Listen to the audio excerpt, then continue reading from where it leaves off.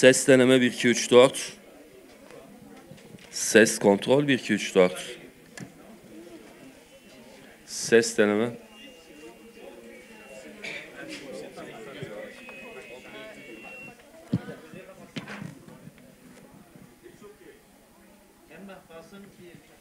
Ağaç 4.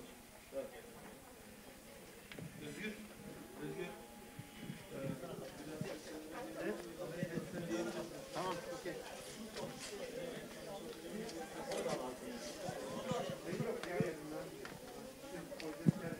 Buraya geri geçemezsin.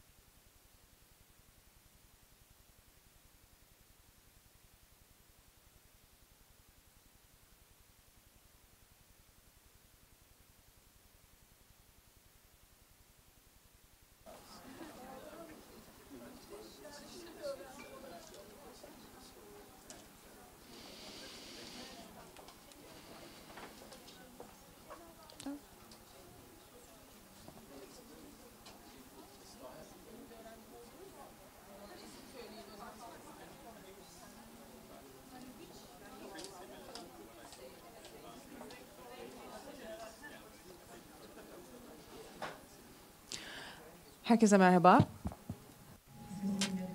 Hello, I think you can hear me properly.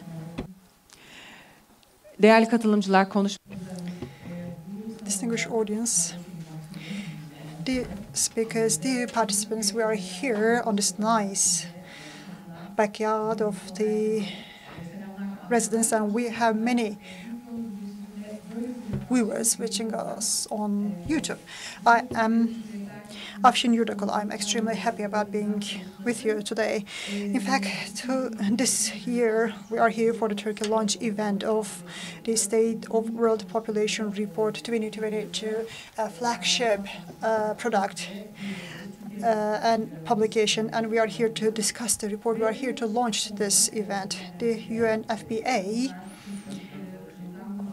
as you know, is working for a more equal and healthier and safer world for women and girls, and it has been exerting its efforts for many, many years.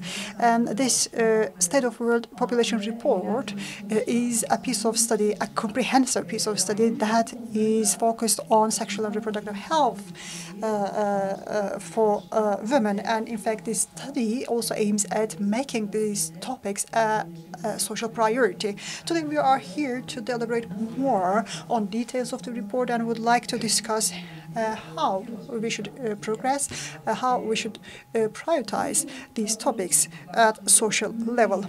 The title of this year's report is Seeing the Unseen, the case for action in the neglected crisis of unintended pregnancy. And there are very striking and staggering findings of this report. In fact, it's a conventional term to use, I mean, striking. But I'd like to say that there are very important findings, and I'd like to highlight some of them. It can also guide us in the discussion. I can say that almost half of all the pregnancies around the world are almost half of them are unintended. And more than 60% of unintended pregnancies and almost 30% of all pregnancies end up with abortion. And 45% of all abortions around the world are not safe, and in the developing countries it comes with a cost. And the cost is about $533 million. Now, let me give some figures from Turkey. Married women at reproductive age. 12% of them have an unmet need for family planning, and it means 1.3 million women. Seeing the reports, in fact, helps us a lot in order to understand the statistics, but behind every figure and number there is a woman, there is a human story. Maybe we should hear these figures with this idea, with this consideration on the mind. In fact, there are very clear findings of the report. I already shared some pieces of information with you, and I hope we will detail more this during the debate. And also, this report is making a call going beyond the word. The report says that this is a global crisis, and it's now time for action. This is the message of the report by the UNFPA. Today, we will hear our panelists discussing how we should proceed, how should we handle this situation that we define as a crisis. Before we start with our program, in fact, I just wanted to give you some clues so that you can think about what we can discuss. Maybe you will also prepare your notes and questions that you would like to share with us in the relevant session. How should we understand the depth of this crisis, and what are the root causes, and how should we handle the health rights and human rights aspect of this problem?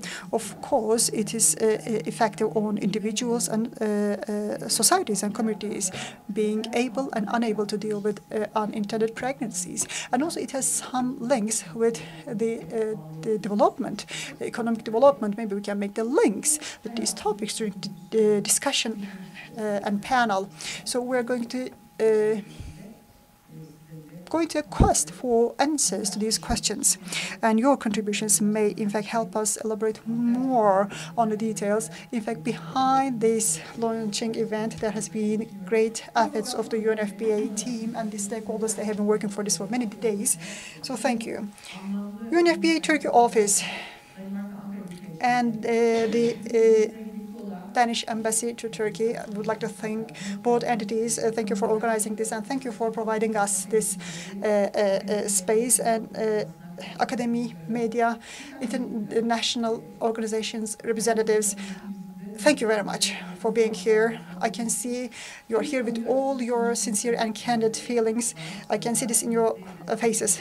I'd like to start announcing the welcoming speeches, and the Danish ambassador, Danny Annan, Your Excellency, you are kindly invited onto the stage. Being with us, and yes, there you are. Finally spotted you. The floor is yours. Go ahead.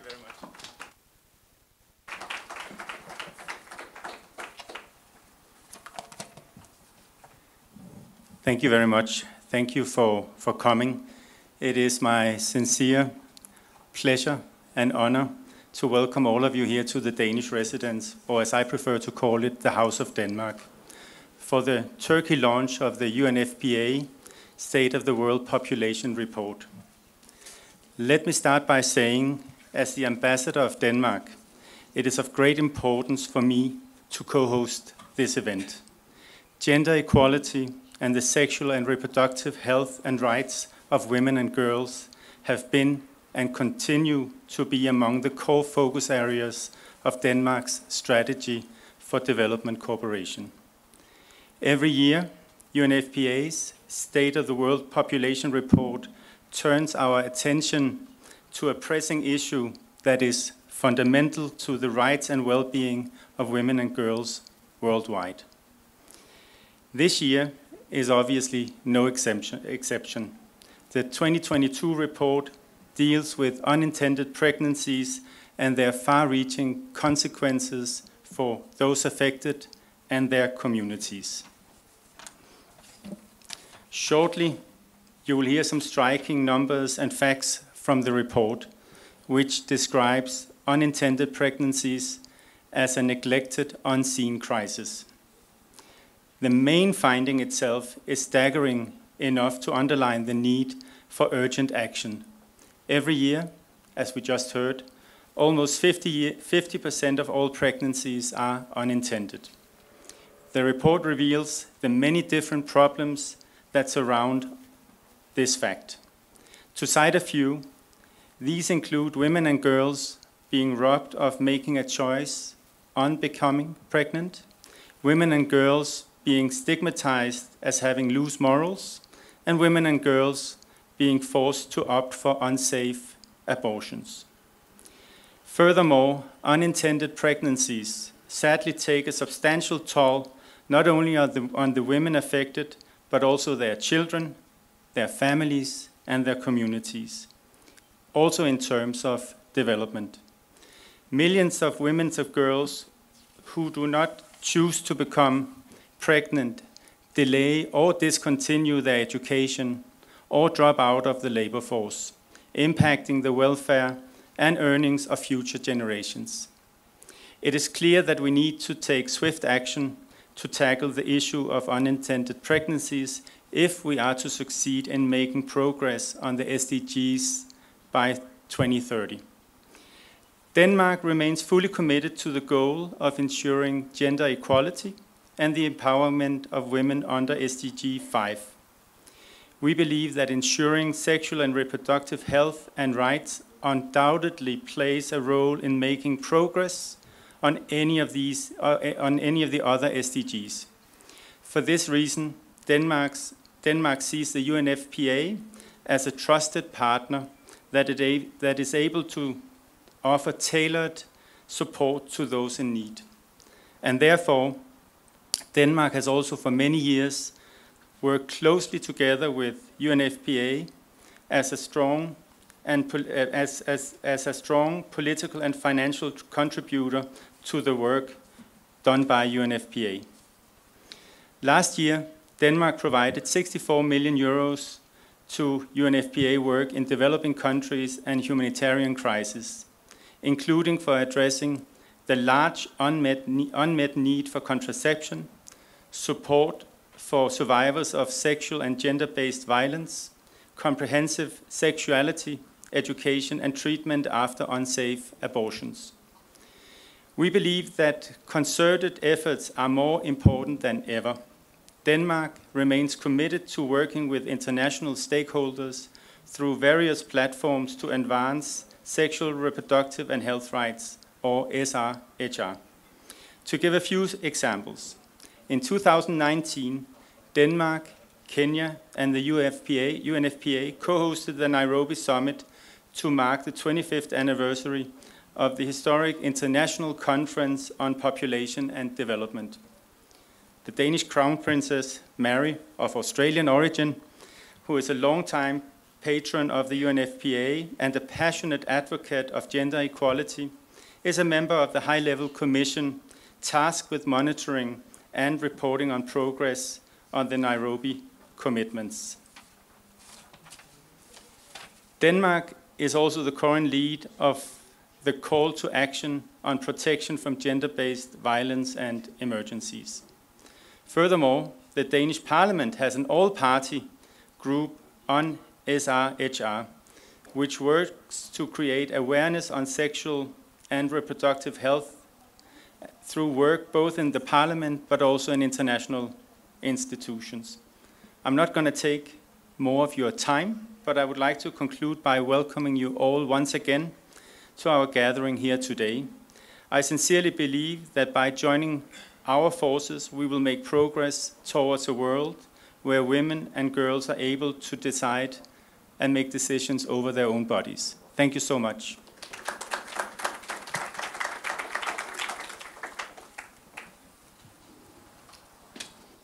Sayın Büyükelçi'ye çok teşekkür Thank you very much, His Excellency. ederim for hosting this event. Raporun detaylarına geçmeden önce Before we jump into the details of the report, in fact, we would like to watch a video together with you. This is a visual summary of this year's State of World Population report. Now, I kindly invite you to watch the video.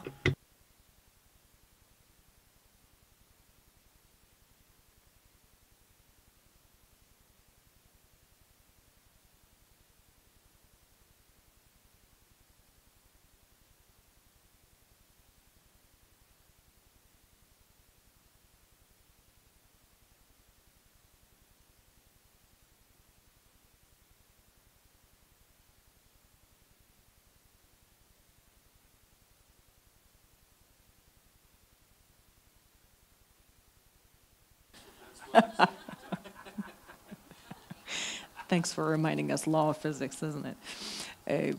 Ufak bir sorun var sesle ilgili. Soru demeyelim, ses ulaşmadı, onu ulaştırmaya. So we're having a technical bug. In fact, there's something wrong with the audio of this video.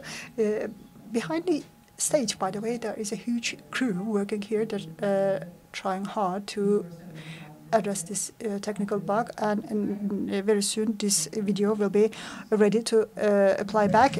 That video is a visual summary of the report. For your attention, please.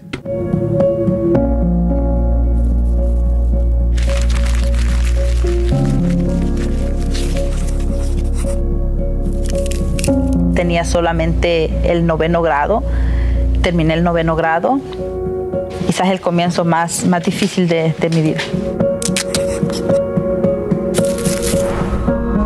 I no be plan forget am. Where I be get belle, I no tell person, I be the hide and take.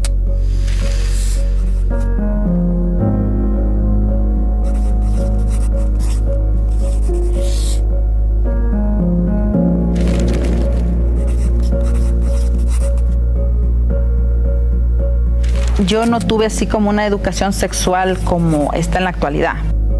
Uno a veces quería hacerles la pregunta y era como que, cállese, usted no tiene que preguntar eso.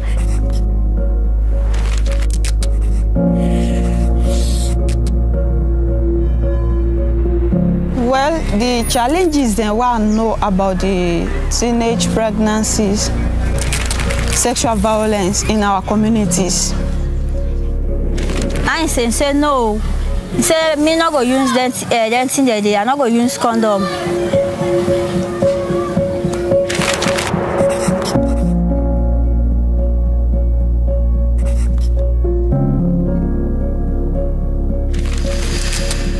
A los 6 meses me doy cuenta que estaba embarazada. Cuando me dan el resultado yo me quedé, entré en shock y dije yo, pero en la misma me llené de alegría.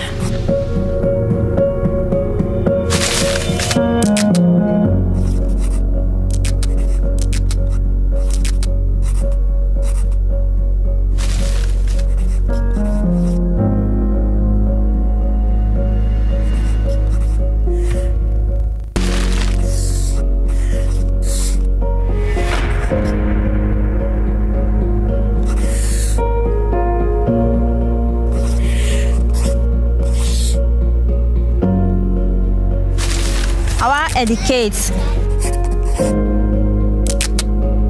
Mark, I go graduate, I go college.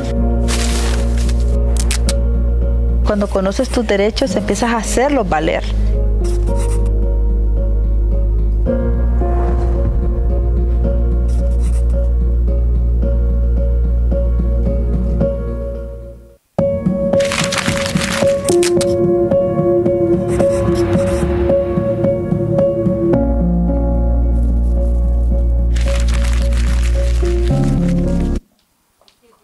bitirdik.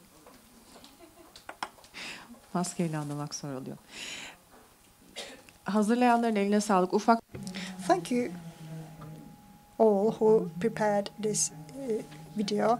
In fact, that was a visual summary. In fact, very soon I'm going to invite Mr. Mohtashami to the stage. But before he comes, I'd like to refer to different accents that we heard in this video and different stories that we heard. And you heard there were some subtitles in Turkish, and we can really understand what they mean. We can empathize with all those women in the video. I think that was a very strong video because I think everyone was able to bond, everyone was able to empathize with the video, with the report, and with all these findings. I am sure you are having the same feelings as me. So I understand that was the case with many of you. I understand this with the eye contact that we could make. We also have a co-host. I already mentioned his name, Mr. Hassan Mohtashami, UNFPA Turkey representative, and he's going to take the floor in order to talk about the importance of this report, and he's going to give some highlights from the report. So you have 15 minutes, sir. It's yours. 15 minutes, please. Thank you. Thank you so much. You heard they reminded me 2 times about 15 minutes because they know I'm talkative. So I will talk. Good night and good afternoon. Welcome. Thank you so very much for being here. I recognize the presence of Ambassador Esen Khanum. Thank you so very much for being with us from Ministry of Foreign Affairs, Government of Turkey. I also recognize other senior officials from the Ministry of Health, from Turkestat, and other government officials being with us today. I really appreciate your presence. I recognize the presence of the ambassadors and members of diplomatic corps being with us at different embassies. Thank you so very much for joining us. My fellow UN esteemed representatives also are with us today. We appreciate your presence here and cherish. I also welcome everybody from civil society, distinguished scholars, Turkish well-known names globally. They are here with us, and we are extremely grateful. And I do not justice if I don't thank our co-host, Danish Ambassador, Excellency Danny. Thank you so very much for hosting us today in this function. Denmark government, you elaborated, has been staunch supporter of UNFPA and UNFPA mandate globally at different occasions throughout the years. Denmark was among the countries, has never failed the agenda, the mandate, and has always been the supporter. In fact, I should say, I mentioned it in our discussion there, that right now we have our second in command in UNFPA, a Danish diplomat who has joined us, and we are very grateful for Danish government to lending to UNFPA. Thank you very much and welcome all. As you know, it was mentioned, this is a report each year is being published by UNFPA globally. It was actually launched yesterday, I should say that, but for some reasons we opted for 31st of March today to launch it. All the capitals of the world, in New York, the main launch was that, but I learned that in Brussels with the EC and other places there has been launches going on, and we are here now for the launch in Turkey. The report is elaborate. We will discuss it with the panel here on some of the elements. The figures are talking by itself. Half of the pregnancies around the world are unintended, and that means either the woman didn't want it at that time, or the woman didn't want at all any child. So it's unintended. So it means that but not necessarily it will lead to a unpleasant experience. Some, as you mentioned, you saw in the video, will lead to a nice life and pleasant story of the family. But half of them, more than half of them, actually 60% of them, lead to abortion, some unsafe abortion. And this is an issue that needs to be addressed. It will have personal, health, human rights, humanitarian, development, all these elements around the issue of unintended pregnancy need to be thought about and discussed among the policymakers and development practitioners. I don't want to dwell on the report itself, but I would like to make a case here, because you saw that UNFPA is the Sexual and Reproductive Health Agency of the United Nations. Why sexual and reproductive health and rights? Is it that important to have a standalone entity of the United Nations working only on sexual reproductive health and rights? It's a health issue, it's part of the gender equality. So why? Why sexual and reproductive health and rights is this much fundamental, central to the issue of development overall? Let me make a case. I hope I can convince you today for that. That will be my first point, and I have a second point followed on that. We all know that gender equality, women empowerment, is the foundation for development, economic growth, peace, and security. It's not an activist claim. It's not something that people in the streets shout. This is an academic discourse. It's in the textbooks. We are teaching them in the universities, in the schools. Gender equality, women empowerment is the prerequisite for development, peace, and security. You cannot have half of the population not contributing to the society's effort and have development, peace, and security as it is. It's an essential and academic discourse. I know there are several academics here that they can attest to that. We claim at the UNFPA that sexual and reproductive health and right is the foundation for gender equality and women empowerment, which is by itself a foundation for peace, development, and security. Without sexual and reproductive health and right, we will not have women empowerment, gender equality agenda fully accomplished. Why? Let me give you some examples from the life cycle approach of the sexual and reproductive health. Let's start from the conception.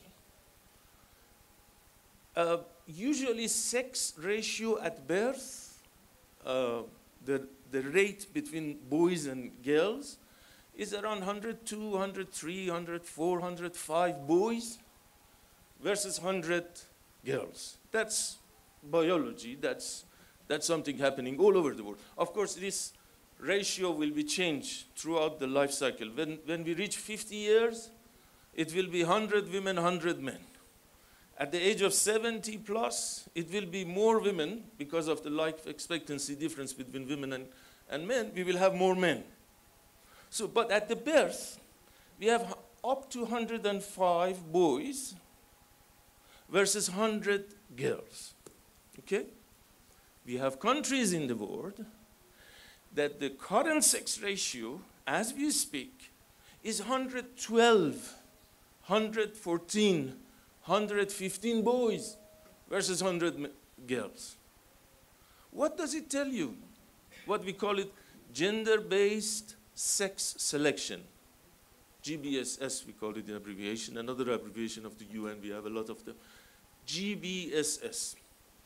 In other words, a woman check the sex of the baby, and if it's a girl, go for abortion. There are countries that are facing this. So if we don't have the figures right for women and boys and girls, how we can speak about the gender equality? That's nonsense when even the figures are not right.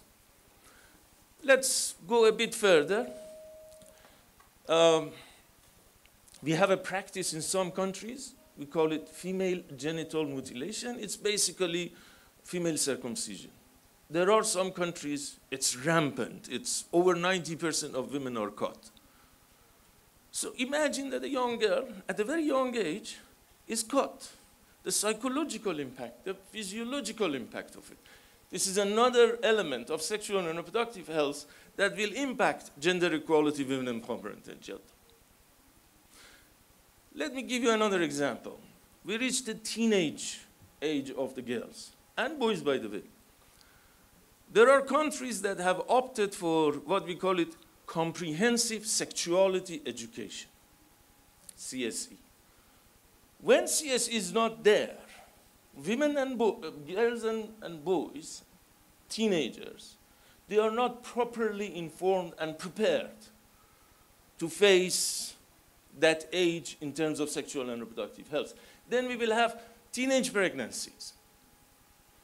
Then we will have admitting HIV or sexually transmitted diseases among those teenagers.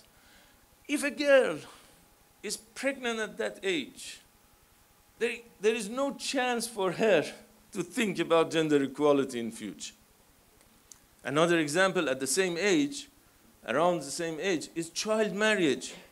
If a girl is married off at the age of 10, 12, 15, she doesn't have a chance for the gender equality agenda. And let me address the most important element, one of the most important elements of sexual and reproductive health, that is the subject of this report. Women's bodily autonomy, control over the fertility and body integrity. If a woman, there are some countries, every year or every other year, a woman is pregnant. If she's pregnant, she doesn't have time for herself, for her education, for her health, for her family, for her society, for her employment. Gender equality agenda cannot be addressed without properly addressing the rights of women to have access to contraceptives and information and services on family planning. And the moment we talk about this, family planning, contraceptives, there are some controversies around it. There are some sensitivities, and let me just be blunt on that. They say it may not be necessarily in line with the government's policies, which is a myth. I want to highlight that. This is a myth. This is not correct. This is not accurate. There are countries that they wish to have higher population growth. They wish to have higher fertility, like Turkey, like Denmark, like Germany, like Japan, like Korea, Canada.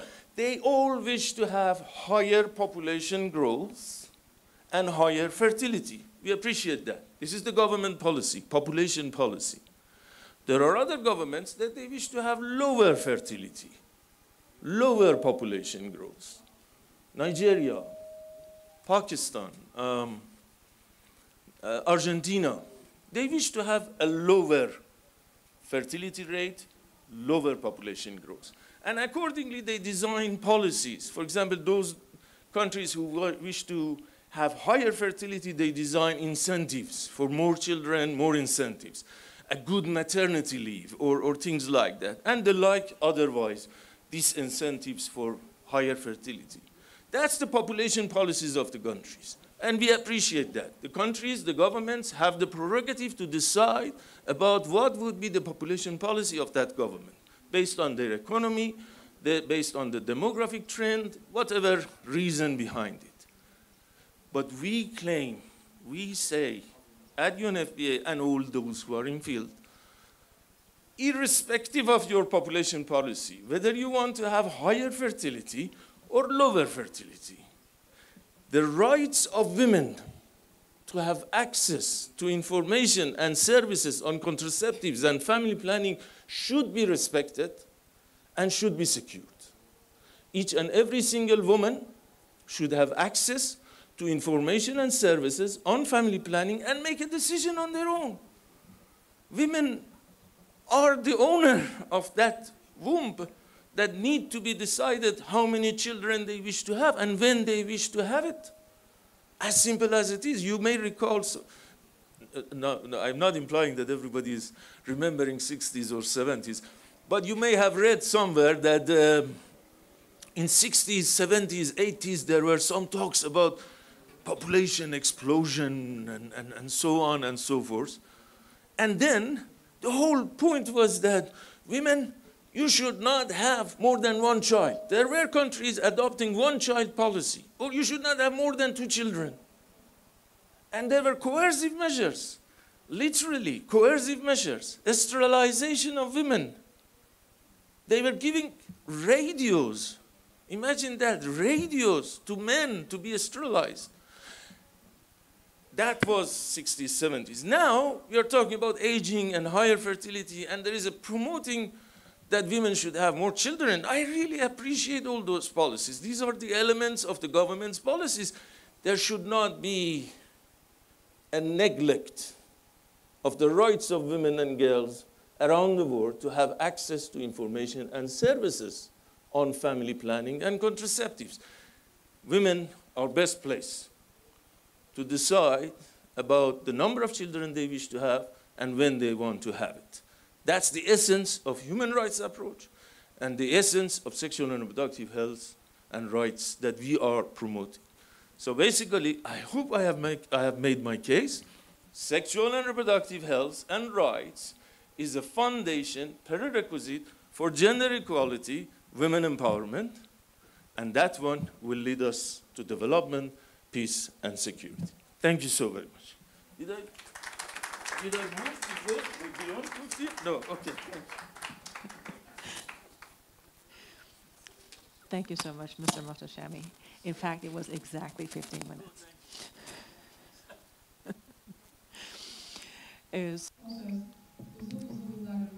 So, finally, we will continue with SN6 ambassadors and DG for Multilateral Economic Affairs of the Ministry of Foreign Affairs for this session.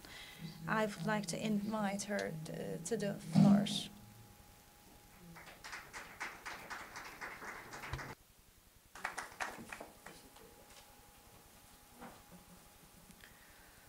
Distinguished participants, UNFPA Representative Mr. Mohtashami and Ambassador Annan, thank you very much for hosting us today. It is really a great pleasure for me to attend this launch event of UNFPA's The State of World Population 2022 report. The report addresses a very important component of Sustainable Development Goals, such as Goal 3, Health and Well-being, and Goal 5, Gender Equality, as there can be no social and economic progress without the empowerment of women. Unfortunately, COVID-19 pandemic caused setbacks for Sustainable Development Goals. And now, the war in Ukraine, with its various negative implications, including food security, will cause further setbacks. We need to rescue the SDGs, as Mr. Secretary General Guterres already said. We hope that this important report will contribute to these efforts. One striking finding of the report is the link between unintended pregnancy, as Mr. Mohtashami already explained us very in detailed way, and lack of economic and social development. As you know, development cooperation is a priority area for Turkey. We have been actively engaged with all the relevant UN agencies in our efforts to this end. UNFPA has a unique place. Our relationship with the UNFPA has a rich and long history. Last year, we marked the 50th anniversary of UNFPA's presence in Turkey. Our cooperation with UNFPA is actually not limited to UNFPA Ankara office. We have also been hosting the UNFPA regional office for Eastern Europe and Central Asia in Istanbul since 2011. The presence of regional office in Istanbul is a testimony to our deep-rooted cooperation at the regional level. I would also like to point out our really sincere appreciation for UNFPA's valuable services to Syrians under temporary protection in our country. I trust that our close cooperation will be further enhanced in the years ahead and will contribute to the improvement of reproductive health and women's empowerment, leaving no one behind. Thank you very much.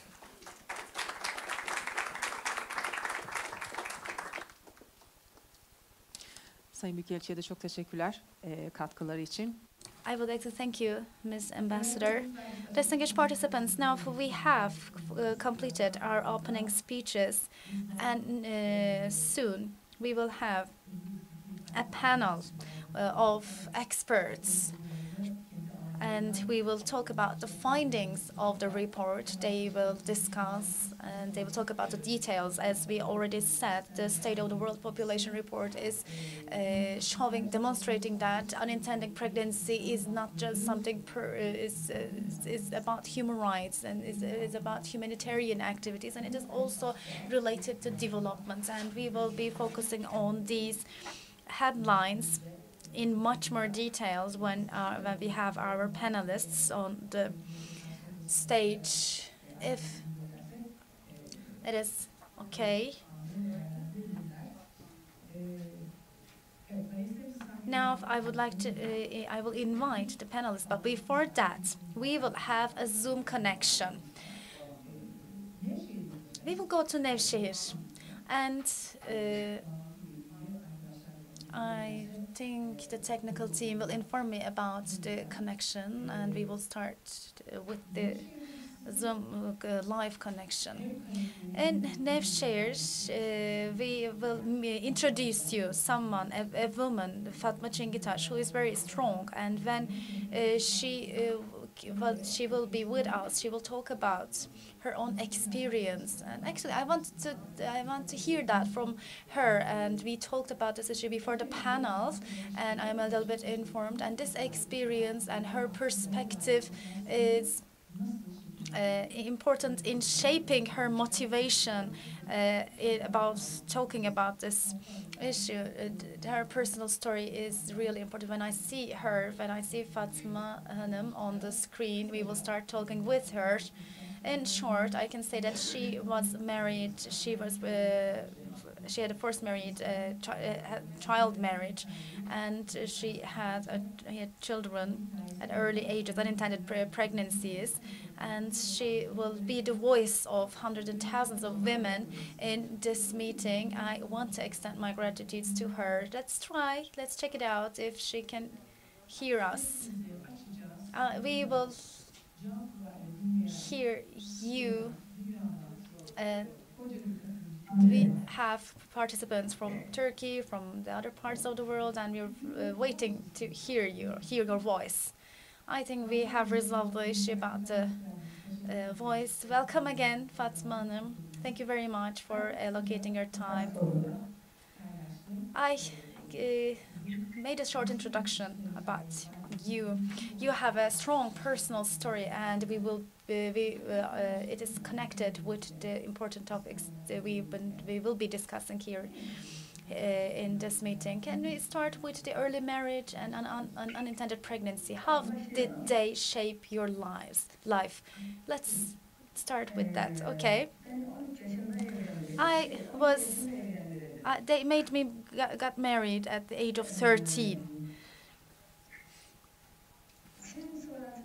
Are you going to ask questions, but should I tell all by myself? Please tell your story. I already know that it is a really strong story. We talked about that previously. I don't want to interrupt you. Please tell your story to us. If I have any questions, I will ask you later. I was first to be married at the age of 12. I don't know where to start. I'm thinking, where should I start? However you like, wherever you like. What is the beginning of the story for you? You can start from there. Should I say the name of the district? Is it okay? Well, of course. However, how much of this story you would like to share with us? It is up to you. they forced me to be married at age of 12. I'm really excited. Please accept my apologies. Everyone is here to hear your story, and we are more excited than you because we have a strong spirit, strong person in front of us, before us. Maybe you cannot see them, but I can see the participants. They're more excited than you, so please feel comfortable. You got married at the age of 12. Maybe you can provide some details about that, and you can talk about, if you like, about unintended pregnancies and how they shaped your life. After I got married at the age of 12, they beat me to get married. In just 3 days, I got married, and I went to a place, a home I don't know at all. And it was really incredibly hard for me. I worked in heavy works, and I tried to know of new people. I tried to get to know of other people, but I didn't have the chance because there was violence all the time. It is really hard to tell about these things. You cannot even guess how hard it was. At the age of 13 or 14, I became a mother. And even now, it is hurting me when I am thinking about the past. I'm still struggling with this. At the age of 18, I had 4 children. And I have also twins. I had also twins. And at the age of 19, I had 6 children. And when I got 25 years old, I divorced. I separated. I'm really happy about that because I was in extreme pain. I was crying every day. And then I came back.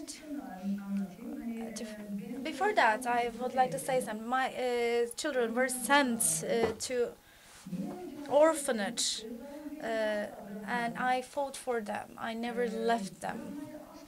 And I never wanted to leave them because I really love them. And sometimes I act like a child or an adult or an old person. I try to tell them the truth. I tried to give them examples of my life. And I was living a district. People in my district tried to support me, but the family of my husband never let this. And when the children grew older,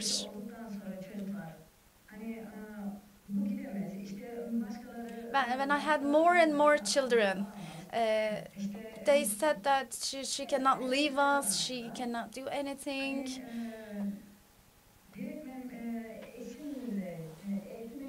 My husband and my husband's brother's wife said that she should give birth again because your husband might leave you, might start to look around. And it was like my world was shattered to the ground. And I was fed up with the violence, but I was too afraid too. And I said that this cannot happen. Being so dependent on a person is not good. And I was right. I know that. I'm glad that I thought like this. And the father of my children gave my children to an orphanage. And the police came and they take my children and they were put into into orphanage, and I didn't know anything about the process. I was in the hospital. I stayed in the hospital. This is a challenging, a really hard experience, and this hard experience provided you with an important life motivation. We know that. And I would like you to actually talk about the activities you carry out in order to increase the awareness of these kind of activities. These your experiences opened up a new path in front of you, and you are working for other women to have an awareness, to increase their awareness. What do you tell those other women? What do you want the other women to learn from your own experience about the unintended pregnancies, child marriage? What do you share with them?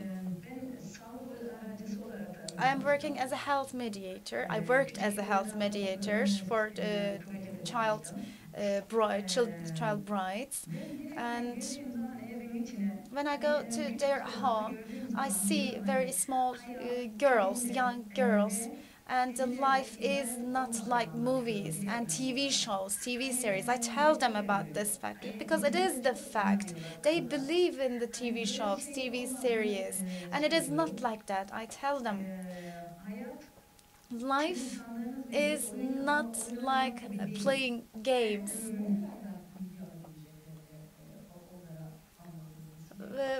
What kind of information do you share with them? Because you already told me in our meeting, you said that we didn't have any information about the family planning methods. We didn't know how to use them, where to find them. How do you inform them about them? Where do you refer them with?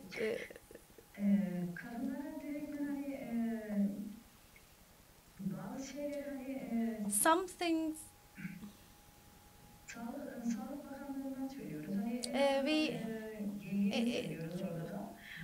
we work together with the Minister of Health, and before pregnancy we say that go to the hospitals, or we have the family physicians. We say them to go to family physicians. Unintended pregnancies may cause you problems, we tell them, because they have other children, and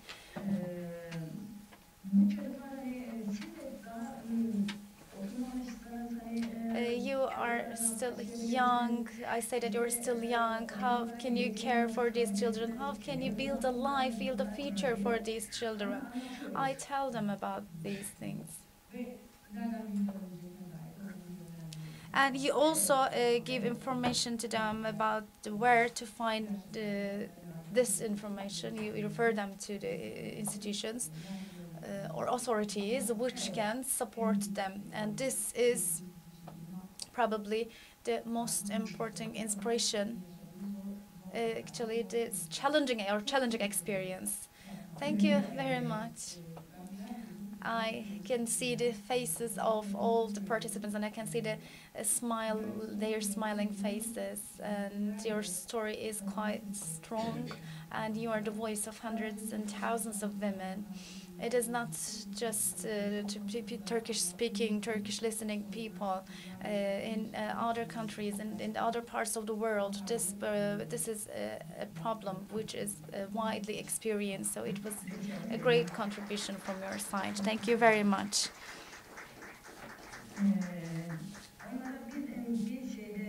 I want to say one thing. If I was able to share the other women, give the other women some important information, I'm really glad. Thank you very much. This connection was from Ankara to Nevşehir. We had this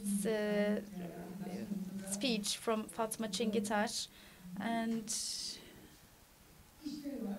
there will be some work on the stage.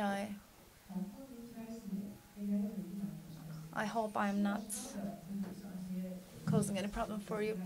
We wanted to share this information, share the story of Fatma, because this we saw the video summary of the report, and it is actually related to all different cultures. It is a universal issue. It doesn't matter in which language they speak or in which language we translate that into. We can understand that. And we are not here today to detect the feelings. There are some social issues which are actually foundations of these emotions, foundations of these feelings. We have responsibilities as different stakeholders like the academics or the other institutions, organizations.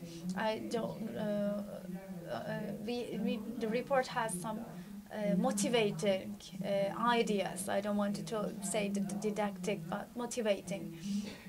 There is a story behind that, and so this contribution from Fatma Hanım was significant for us. If she is still connected and if she can hear us still, I want to thank her. Now we will continue with the panel, and I believe that, I'm sure that we will have a motivation during this discussion. We have many important participants, panelists, and I will invite them to the stage. And on the health consequences of unintended pregnancies and pregnancies, I would like to invite Professor Dr. Pınar Okyar from Aydın Menderes University. She is a public health expert. I will take you to the chair right next to me. And on human rights, I would like to invite Canan Gülü, the President of the Federation of Women Associations of Turkey. Thank you very much. We talked about the social, political, and economic dimensions, and we said that we will be talking about this, its relation with the development. Fatma Umut Beşpınar Akgüner from Middle East Technical University on correlations between the rates of unintended pregnancy and lack of development. And now I would like to invite another public health expert from Hacettepe University Public Health Institute, and also the president of HÜKSAM, Professor Dr. Şevkat Bahar Özbarış. She will be talking on the increased risk of unintended pregnancies and conflicts. Thank you very much, and I will take my place. So, as a small note, I can say that each panelist will have 10 minutes, and I would like you to fill the panel with the topics which are allocated for you. And if you have any other time, we can discuss all the other topics related to this issue too. So the report says that this is a healthcare issue. Let's start with Professor Pınar Okyar. All around the world, we have approximately 121 million unintended pregnancies annually. So they have life-changing results. And Fatma Hanım shared an example of that. Unintended pregnancies as a healthcare problem, healthcare issue. What is the current status in the world and in Turkey? Teşekkür ederim Afşin Hanım, çok sağ olun. Burada olmak. Thank you very much, Afshin. Thank you very much for announcing me. It's a great honor to be here. I would like to start by giving my thanks to the Danish ambassador as the co-host, and also to Mr. Hasan Mohtashami, the representative of UNFPA. I know how much effort they put into the organization of this event. Thank you very much. I also see distinguished representatives from Turkish ministries. Thank you very much for being here. And I am very affected by the presence of Mrs. Esen Alto. She's here with the women identity here. Thank you very much. But I have some special thanks to dear Fatma. I was really touched. And she made me see how strong women are there. And they are there working so that no more or no other women or girls will suffer from the same problems. That was a very unique interview. Thank you. So UNFPA's 2020 and 2021 and 2022 report is giving us great reminders. As you said, as the academia, we also have some roles to play. So it's very important. We need to speak on the basis of proofs. And you already heard the figures. There are 121 million unintended pregnancy cases. It means 121 million women, and when you include the people around those women, it's a huge group we're talking about. The other panels will take the floor after me to talk about the real root causes of this phenomenon, and they're going to speak about the role of women in the community. But I'd like to speak more from the health aspect. You already got the figures. Unintended pregnancies are more than 60%, and 30% of the pregnancies end up with abortion. You know, there is a title, health. Health means health of the pregnancies, in fact, are unintended. That's very striking. One more figure. Every 1 out of 3 abortions take place under very poor conditions with bad methods, very unsafely. So in Asia, in Latin America, in Africa, in fact, these women are mostly from more disadvantaged groups. It is making everything worse and worse. This is a very unsafe practice, and that can put women under great risk. For example, during the procedure or after the procedure, there can be hemorrhage, bleeding, and also sometimes we know that unsterile tools and instruments are being used with non-experts. This is just like, under-the-counter operation, and they are using penetrating and cutting tools. And we know from the world literature that their wombs are being wounded and their urinary tracts are torn apart, and these create some lifetime conditions. Certain problems can be created, just like incontinence, and also these women can end up with the problems of inability to urinate, inability to excrete, and all their life is adversely affected. They can be left with lifetime chronic pain, and also depression and depressive symptoms. We see this very commonly in all these women, and all these women suffer from some distorted life quality. In fact, we should also ask some questions related to the potential contribution or support that the women can give to the newborn baby. First, the women should be able to stand on their feet so that they can support their newborns. Think about different countries. Turkmenistan, Bulgaria, our neighbor, they have a population of about 7 million, and in fact 7 million are hospitalized for this reason here. As we heard from Dr. Muhtashami, unintended pregnancy is also related to shorter intervals between pregnancies.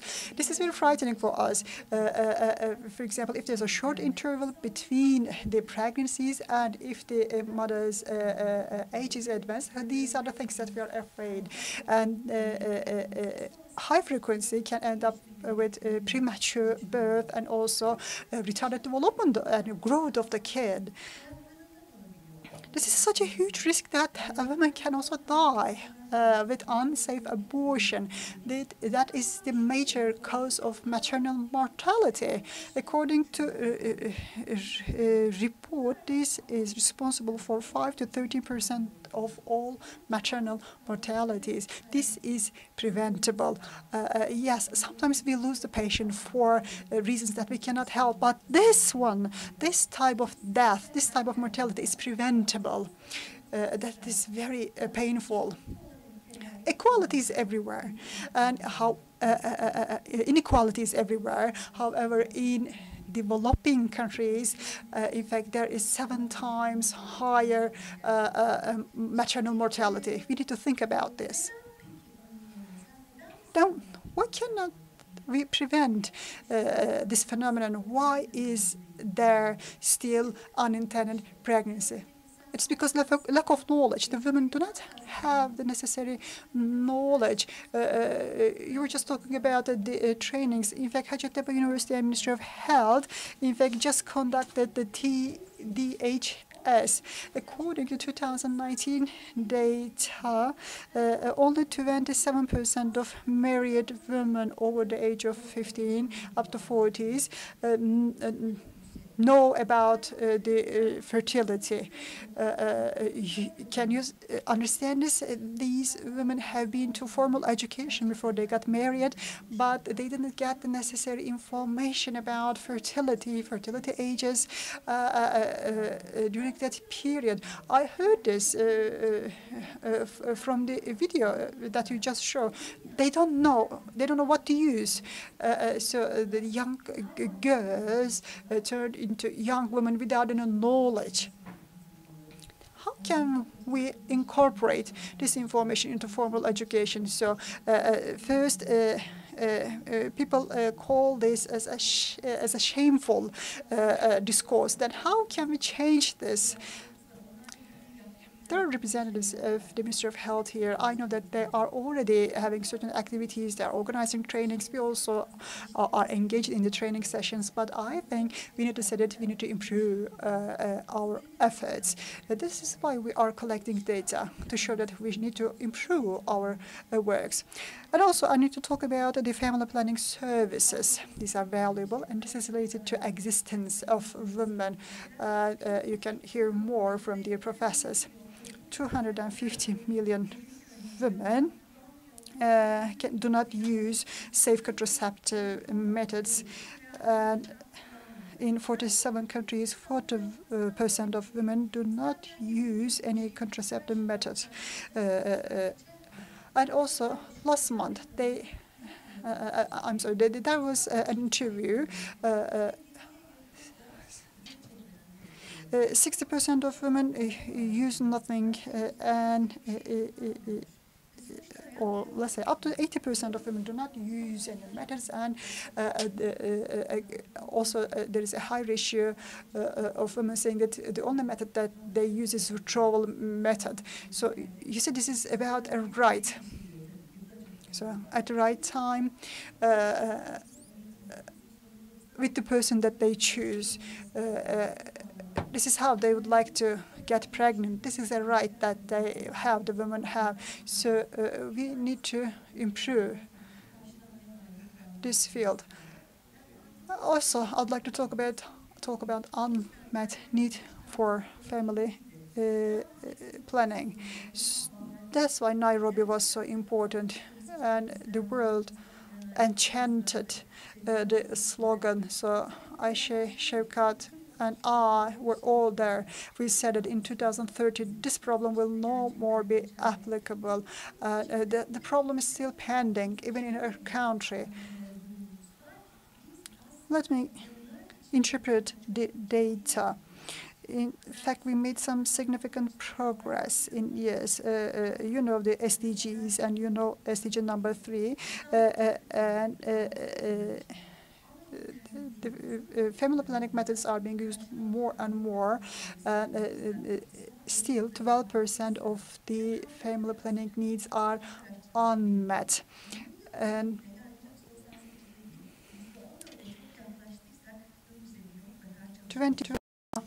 in fact, it was 14%, and you see we are very close. So it has been 2 decades, but the figures are very close. We need to improve. And also counseling services. Counseling services are poor, and then the good family planning services cannot be provided. So first, the women should get some proper counseling service,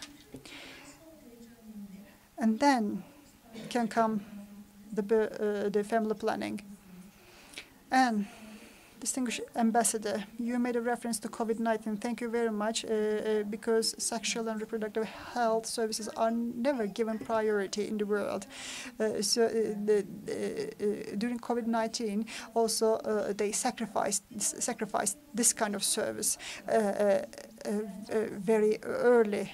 And in fact, they really sacrificed this kind of service during the pandemic. 1.4 million unintended pregnancies were added to the already existing figures during COVID-19, and it has a huge share in maternal mortality. Unintended pregnancy can be followed by unsafe abortions, and then we can have increased maternal mortality. And additionally, there was 12,000 maternal deaths. In Nairobi, there was a very strong voice. And Shefkat, maybe you remember Stacey Akinid, a very cute girl. She was on the stage in Nairobi, and she just shared her dreams with all of us. She said she didn't want to marry at a young age, and she wanted education. She put it very well. She said she was entitled to decide on her body, and Dr. Mr. Shami, in fact, turned to Dr. Kanam, and she said she wanted to be a doctor, and we are responsible for giving those dreams to the girls. We build telescopes, we build satellites, and we travel 13 million light years, and we can get information from all these distances. And 12,000 years of Holocene age was over, and now we are in Anthropocene, an age shaped by the people.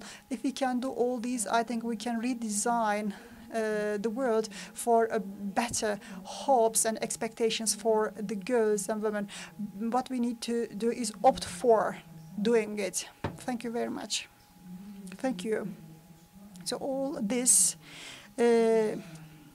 event is being interpreted into English. So this is a life or death issue. I think it's a matter of life or death, really. So it is so clear.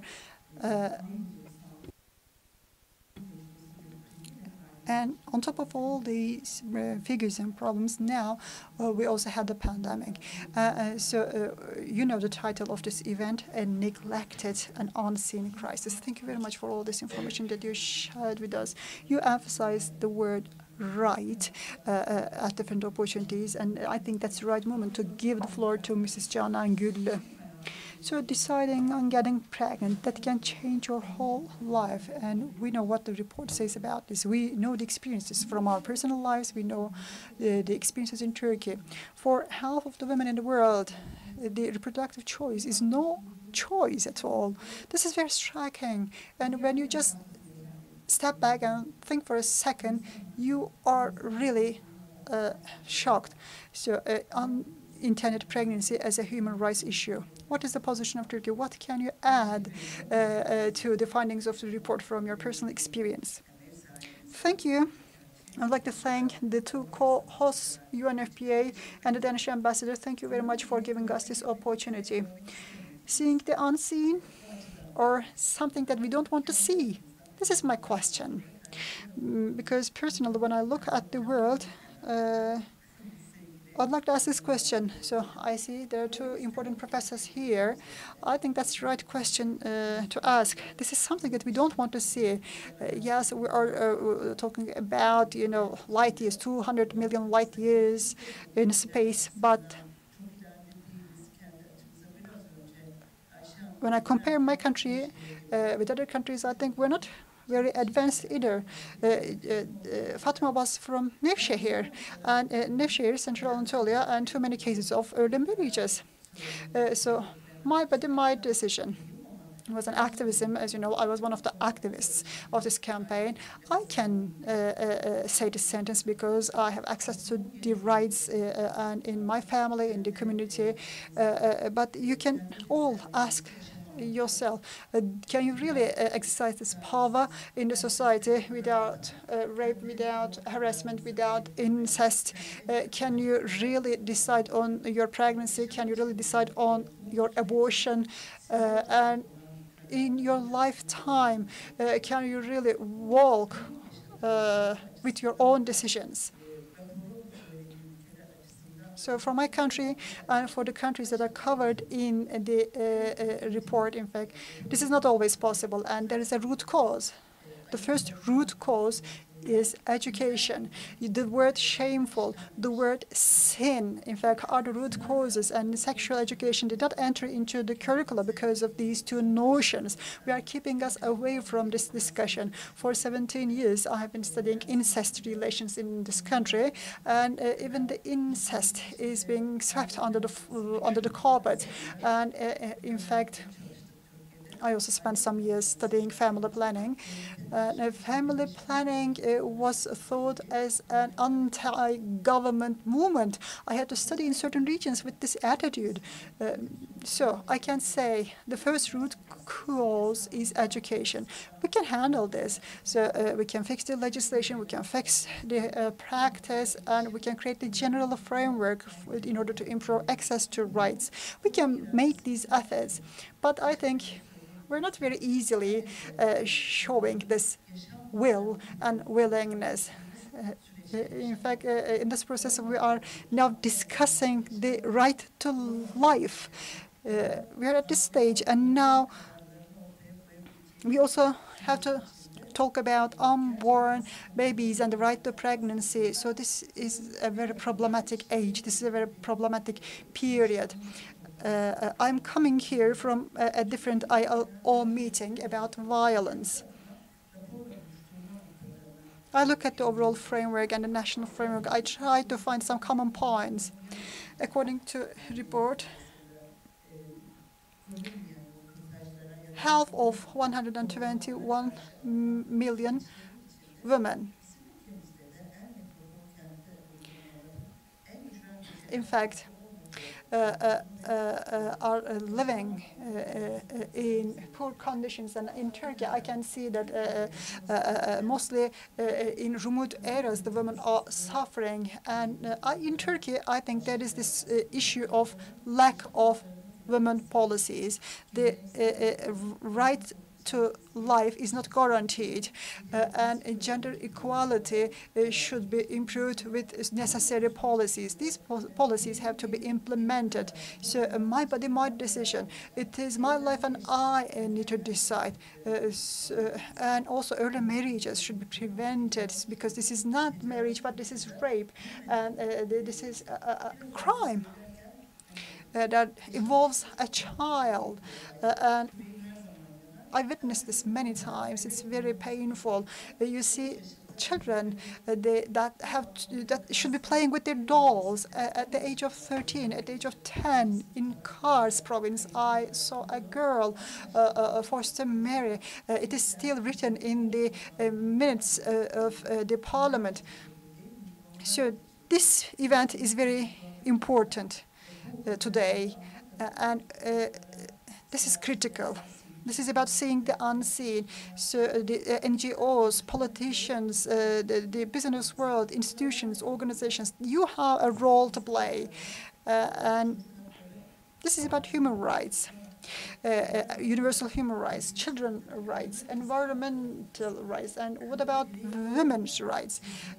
So any mindset that doesn't see women as an individual, in fact, we are against this mindset. In order to be able to put into practice these rights, as an NGO activist, I am struggling. I am trying to raise awareness. I'm trying to inform all the parties. I go into cooperation and partnership with different organizations. I try to fulfill this mission. It is very challenging, but we have to do it. It is challenging, it's difficult, but we cannot turn our back to this problem. This is a right.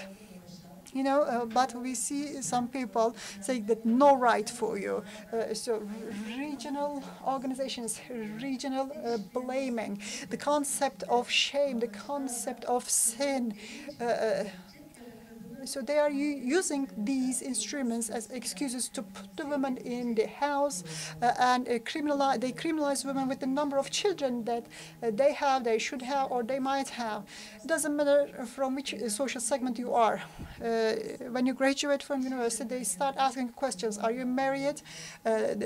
Not yet. Do you have questions? This is the whole topic of conversation around you. And then For example, during the pandemic, the overnight pills were not accessible during pandemic, and there was only the violence from a man, and there was now a second type of violence that was induced by COVID-19. The women were destined to darkness during that period. The problems were unbearable. So our report is here. Our national report is very poor. And there are many countries just like us in the world. We have this responsibility. We have this obligation. We have to achieve this. We need to show the willingness because things may go more problematic later on. We need to discuss and talk about sexuality. So that is the Finnish case. Based on this, I can easily say that it took them 20 years to cope with incest, and it only happened after it became a topic on social media. And then I started talking about this in Turkey, and then I was blamed to be a woman of loose morale. You know, this is how they call me, a woman of loose morale. But which one is lack of morality? Abusing children in the system, or generating policies to deal with the abuse? So thank you for this event. It is about seeing the unseen. It's good to create some mission of generating policies. Thank you very much for motivating us to fight against this problem with the necessary resistance and motivation, because if we can feel the presence of UN organizations behind us, if we can feel the presence of government state behind us, then we are stronger. You know, the legislation is in force in Turkey about this. Recently, we are having some problems regarding the violation of human rights of women. But if we want, we can do it. We already have examples, and thank you very much for providing us with these examples. Teşekkürler Sayın. Thank you very much, Canan Güllü. You talked from the perspective of human rights, and you underlined some points about the human rights. We are talking about unintended pregnancy, pregnancies, early marriages, and you talked about the cost of this and the development, and it is also associated with the development in the report too. And we can see the signs of that in all developing countries. Professor Dr. Fatma Umut Beşpınar Akgüner, I would like to give the floor to you at this point. We talked about two dimensions of this cost, but I would like you to give us more details. We talked about the cost of the abortions in developing countries, and it is also in the report. It costs 553 million USD, but we're not just talking about this cost. This is a traumatic experience, and this affects the child, the mother, the family, the upcoming generations, and they are sometimes missing out on some opportunities. So can you please inform us about that? Thank you very much. First of all, this is really important to be here. And I would like to talk about the social cost mainly. Financial cost is something else, but social cost is important. It's quite critical. I want to develop on that. And I will also talk about what can be done. The previous speakers already talked about those issues, and we also listened during the opening speeches. What does the report give us? It provides us with a great status detection. It helps us to see the unseen, and it helps us to see the general picture in Turkey. I am working in Turkey. I'm studying Turkey, and I'm working on the gender and women's studies. I want to tell you what is going on in Turkey about this issue. I don't want to repeat some things, but the violence and also sexual violence and unintended pregnancies have a connection, and this connection is quite critical. Report is underlining that significantly. We need to take that into account, where this is one of the most important social costs, as mentioned by Canan Güllü. We should take a look at this as a society. We should develop policies, and we should monitor the existing national legislation. In addition to that, I have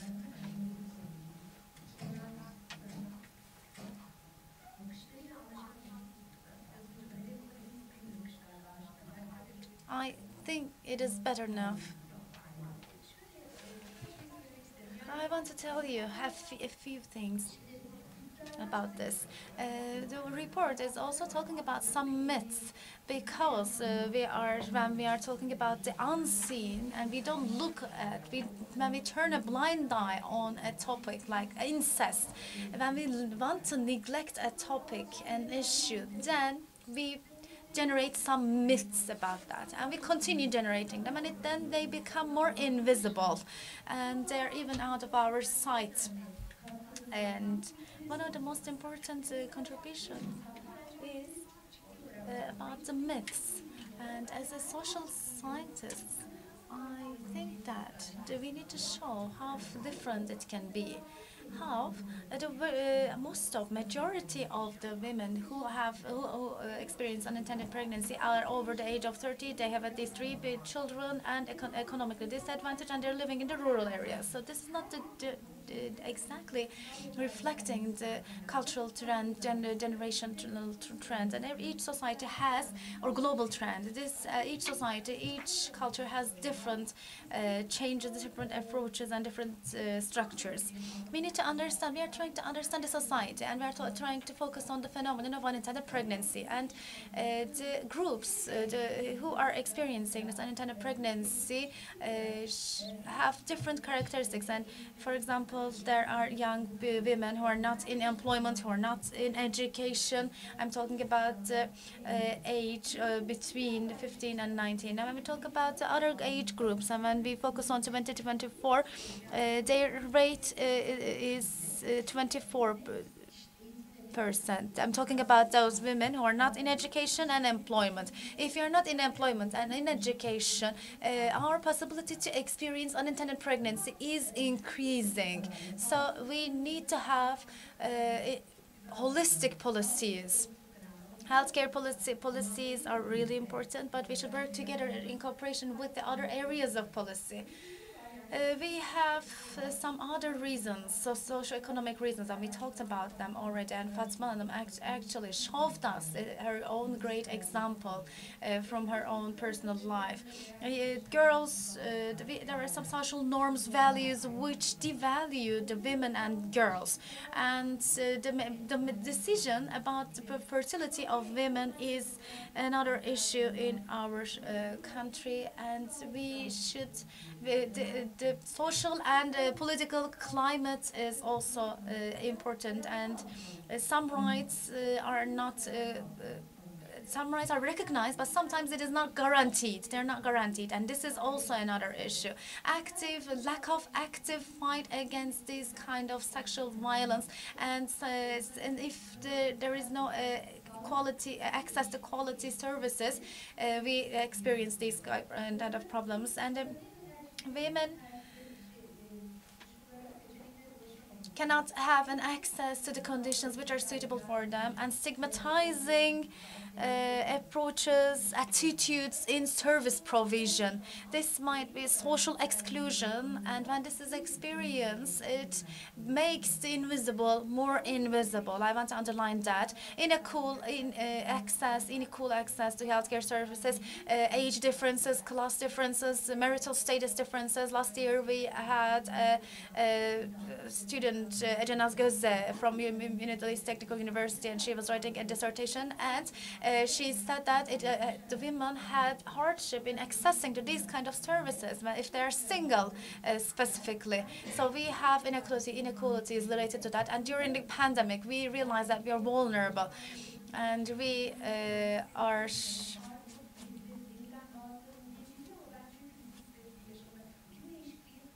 experiencing climate change. Some say that we don't have that, some say we have that, but now we can all feel that. It is climate change is also affecting us, poverty, economic problems. So what can we do? We talked about the healthcare results, and I don't want to add anything to Pınar's speech, but I can say that in terms of mother and child, what Pınar said is really important. We are generally focusing on the physical health of them, but psychological health should also be underlined. because the psychological health of the child and the mother are have its repercussions on the relationship between the mother and child. Life quality and school dropouts, these are all affecting the lives of women. For example, there was a research in 2015 in Canada, and when the women are generally employed in low quality with almost no security, and they might be a part of informal employment, or they might leave employment when they get pregnant. This causes loss of income. This is also ending sometimes the personal productivity, the personal development may be hindered. She gave the examples like that. They can be doctors, they can be physicians, and this personal development is sometimes limited. Poverty is transferred to the next generation. They risk to be exposed to psychological and physical violence. Social exclusion is another issue.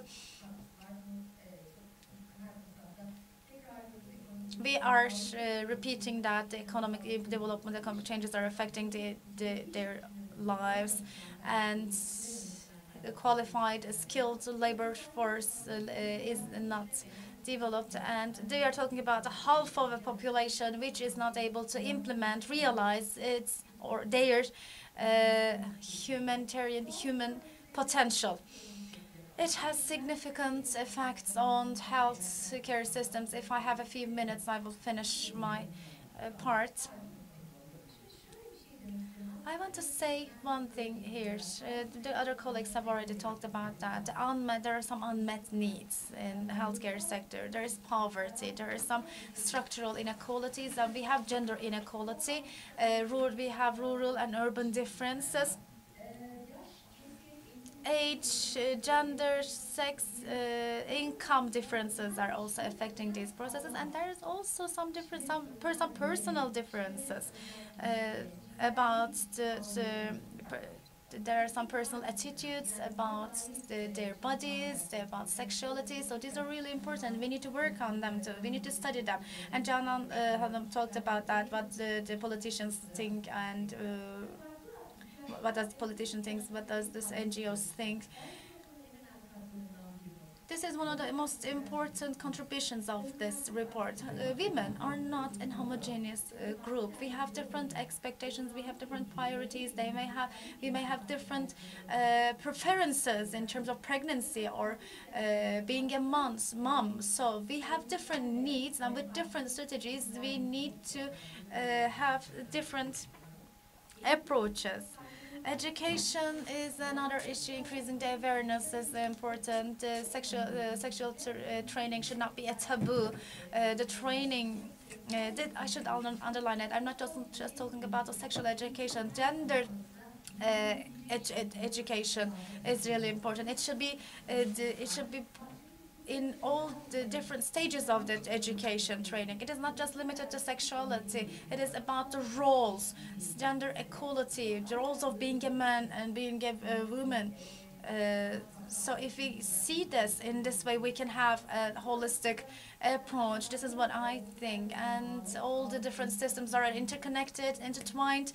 Healthcare, legal laws, economy, these are all interconnected, and all the other disciplines should be involved in this process. And we should focus on them, and consent, personal, emotional freedom concepts should be discussed seriously in Turkey, in the society. Canan Hanım said that maybe you don't like these topics. No one likes to talk about incest, but we have to talk about that.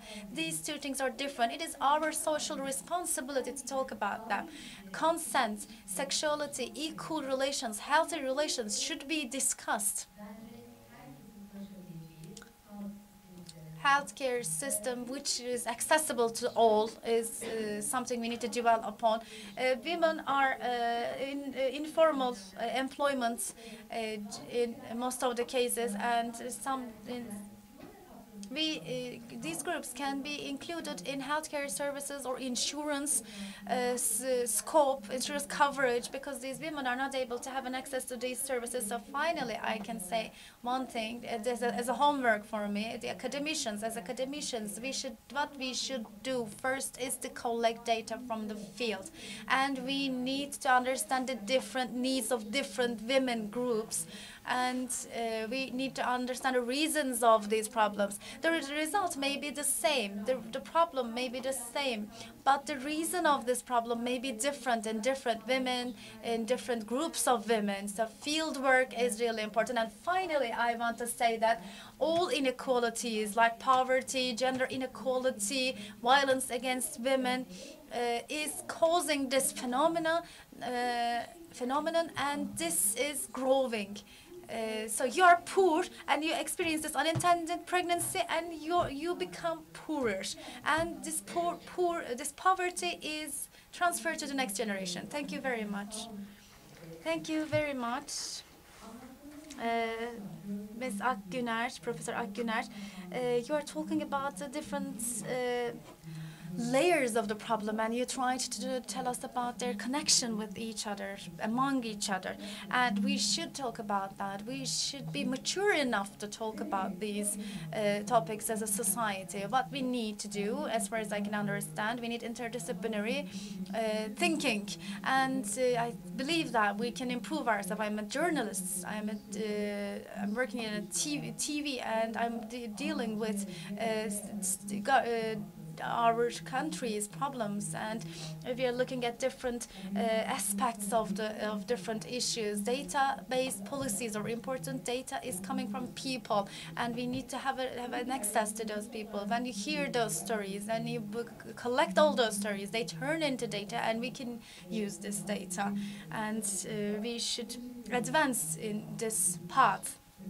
And there is another dimension which is underlined in the report. I'm really happy to have her here with us, Professor Şevkat Bahar Özvarış. This is actually a humanitarian issue, and we are talking about climate change, war, migration, humanitarian crisis. These are all deepening the crisis we're talking about. But we will try to hear that from your perspective. And we know that Ukraine war is still ongoing. The situation in Afghanistan is not going well for women and girls. And Turkey is also hosting Syrian refugees for many years. And there are different dimensions of this issue related to that topic too. And maybe we need to see something in that picture too.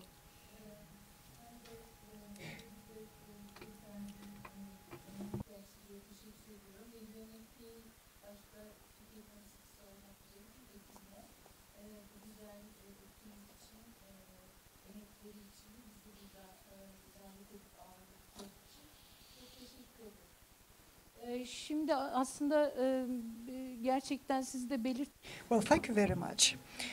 In fact, I totally agree with your remarks. In fact, the previous speaker, Professor Umut, talked about everything, talked about all the requirements to be fulfilled according to the big picture. In the report, there's an individual chapter. It's very important. It's about refugees, refugee women, and girl. In fact, you know, this group of individuals encounter all these problems with multiplied effects. That is why this topic, this group of individuals are covered as a separate chapter in the report. Until the war in Ukraine, we know that about 80 million people were displaced. This is almost as big as the population of Turkey. Most of the figure is about internally displaced people. So 26 million refugees and 4 million asylum seekers, in fact.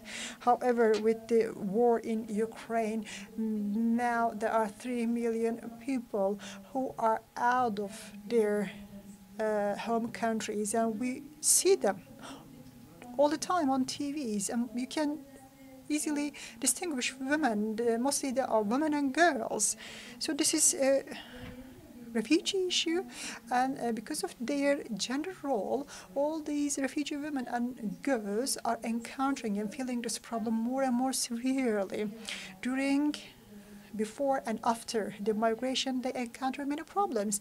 They continue having those problems at the destination of their migration journey. Not only health problems, for example, the possibility of holding a legal status, access to certain services, including healthcare services. They're all among the problems that they encounter. Unwanted pregnancies and unintended pregnancies are just part of the problem. This is why there's this specific report touching upon this problem. And in fact, we have been running certain studies in Turkey in order to clearly show the situation in relation to this aspect. And now we have some added impact that is induced by the pandemic. So now we have another layer lying on top of all these. This has impacted the access to services by women. So we know that there are 134 countries that host refugees. Turkey is among them. And in all these countries, all the services, including healthcare services, in fact, were affected by the pandemic because the healthcare services had to concentrate on certain therapeutic services. So regarding family planning and related services, there are certain setbacks, and there are certain setbacks and interruptions in the logistic supports. We know in Turkey there are 3.7 million people who are under temporary protection, and with the unregistered population, we can speak about 4 million refugees in Turkey. So Hacettepe, the population surveys Institute, in fact, conducted the Turkish Demography and Health Survey, and they had some specific data about the Syrian population in Turkey. And all these figures are accessible online, by the way. And even before the pandemic, the women's demand for family planning, in fact, had a ratio of 64%, and 21% of women had unmet needs for family planning. Within the local population, this ratio was already high, and now within the refugee population, this figure is already higher. So it means that it is critical to sustain the services and to make them accessible for all those who are in need. Also, I forgot talking about another issue, sexual violence, harassment and rape during and after migration. There is also the risk of being a human trafficking survivor. These have to be listed among the problems too. So now we're talking about the right to receive healthcare services, and these services have to be accessible. There are some good examples with the support of UNFPA in Hacettepe University, our center, HÜREK, received some technical support from UNFPA and some financial support for 5 years. And we had a project about safe spaces for women and girls. And we developed a model for Turkey. It was a model for the migrant health. We provided the sexual and reproductive health services, and also some consultation and support and guidance about violence against women. In fact, in our country, we are providing these services with a right-based approach and also with some gender sensitivity, and the services were being provided in the native languages. And also, we had a service understanding of prioritizing these services in case of emergencies. And we have become very successful with this project. According to DHS Syria module, we can make some comparisons.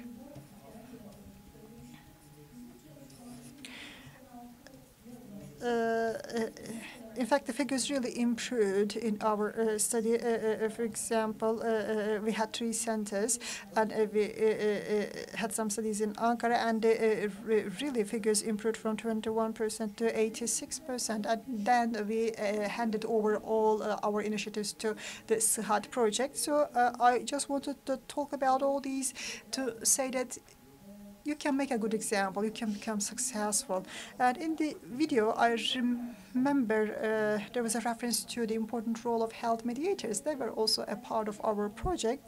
Let me conclude by saying the following.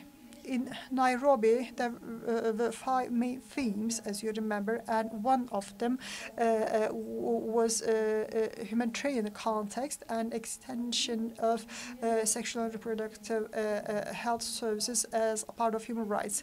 Let me conclude with this remark. As you heard from His Excellency Mr. Ambassador and also Her Excellency Ambassador, there has been pandemic. Now we have to work more actively and more intensively to fulfill the main themes from Nairobi. In Nairobi, women said that they don't want to wait for another 25 years. We have very important roles to complete. Thank you. Thank you. I think we're about to exceed our time, and the weather is becoming more and more chilly. That's why I'd like to ask the participants if you have any questions for the panelists. Otherwise, if you have no questions or inputs, then I'd like to start the last round with our panelists. I would like to give 1 minute each to you. So according to the figures, now it is time for action. So speaking for your own fields, what kind of action are we talking about? So what kind of action should be there? What is the action that you are calling for your own field? Thank you. Sure, about healthcare services, family planning, sexual health, reproductive health. In fact, we need structuring. We need to strengthen the system. Yes, we have made a great deal of progress. However, there is still room for improvement, because if there's a problem, and if the problem is proven with the data, then we need to improve. We also have some small-scale studies that we got the same results. This is a right, but this is public service. We need good organization of the services. Yes, the Ministry of Health has been working hard enough, but we should have one goal of improving these services. And from an academic perspective, I can say that we need to generate more data, more proofs and evidences, particularly about intervention strategies. That will be our homework. Thank you. Thank you. Canan Güllü, please. In fact, I would like to speak about Istanbul Convention. I was talking about adding the gender equality into the curricula, but it was a part of Istanbul Convention. Prevention of early marriages was already part of the convention. And gender equality should be studied by many institutions, but we have withdrawn our signature from Istanbul Convention. We still have the executive system, but the system is not running. So as the Federation of Women Associations of Turkey, I can say that we need to generate the policy from a bottom to top approach, because the policy is not there. We can use the municipalities, private sector. We can train local media about gender equality. We can change the language so that we can change the mindset, and we can help the private sector to create a workplace policy paper. And UNFPA has this project against violence in the workplaces. So we'd like to create that multiplier effect. We can inform women and girls more with the help of information desks at municipalities. We are signing protocols with them currently. There are also some personal lessons for me from the report. I'm going to add my personal lessons to my action plans, and I need to conclude by saying that the civil society will keep talking. Thank you. I will have some similar remarks. Gender equality should be incorporated into different policy areas. For example, health policies, education, employment policies, social assistance policies. It's important that we incorporate this into all these policy areas. And one important consequence will be prevention of unintended pregnancies. And in general, we will be serving to gender equality. There was a nice emphasis on education. That's important. This concept has to be a part of curriculum, so starting from preschools. And we can use age-specific training materials. We can provide this training. I think we should be looking for good examples. We need to build our own model. And as for the academia, we need to collect realistic data that can help building of intervention strategies. Thank you. Mrs. Welsh. Well, I will also give similar remarks. There was some nice emphasis on gender equality, and this needs to be integrated to all the main policies. That is critical. And approach to disadvantaged groups, approach to refugees, they should also be included in this scope. Probably we will have that main intervention field, and it will be helping all other fields. So we have 8 years ahead of us before 2030. We need to work hard at every platform in all our fields of operation. We have to be working hard and very intensively. Thank you for the opportunity.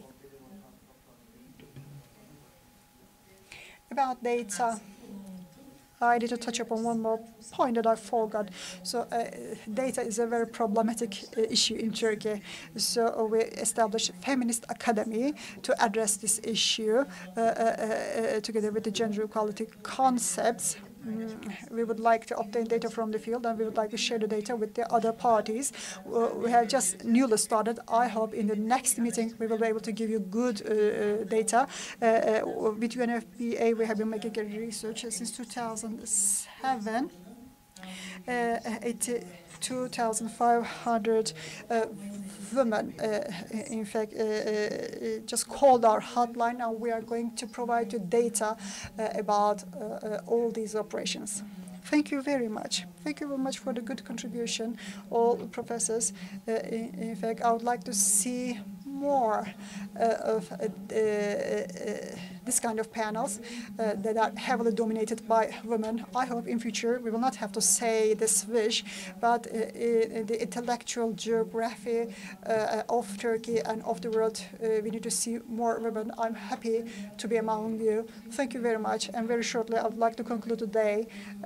So we have been talking about seeing the unseen, and we're just devoted 2 hours, but we have to devote the whole lifetime. I hope we have come closer to seeing the unseen in the light of all these discussions. Once again, thank you very much to UNFPA Turkey office and the co-host of the day, the Danish Embassy to Turkey. Thank you very much for opening your doors to this event and discussion. That's the end of the day. Thank you very much to all the contributors. You can access the report on UNFPA's website, UNFPA Turkey website, if you are interested in the details. And if you missed the panel today, or if your friends are interested, you can always go and click YouTube and play it back. Thank you very much for inviting me. Bye-bye.